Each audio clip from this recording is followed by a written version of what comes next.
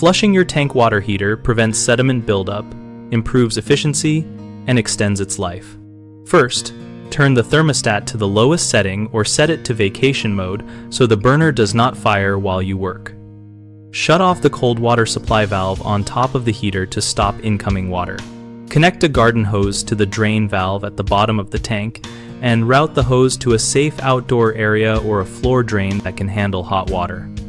Lift the temperature and pressure relief valve lever to let air into the tank, which helps the water drain faster. Open the drain valve slowly and let the water run until it flows clear, which means most sediment is out. Close the drain valve, close the temperature and pressure relief valve, turn on the cold water supply, and briefly open a nearby hot water faucet to purge air. Then restore the thermostat to your normal setting. The first common mistake is skipping the temperature and pressure relief valve step, which creates a vacuum and makes draining painfully slow. Simply lift the lever gently to admit air, then lower it once draining is complete. The second mistake is leaving the water heater powered while draining, which risks dry firing. Turn off gas at the control knob or switch the electric breaker off before starting, and only restore power after the tank is refilled. The third mistake is ignoring the hose route and letting hot discharge water damage flooring or landscaping.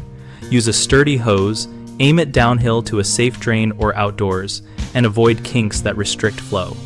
We built bighomeprojects.com to help homeowners find dependable local contractors when a job is bigger than a simple flush or when you want a pro to inspect valves and anode rods.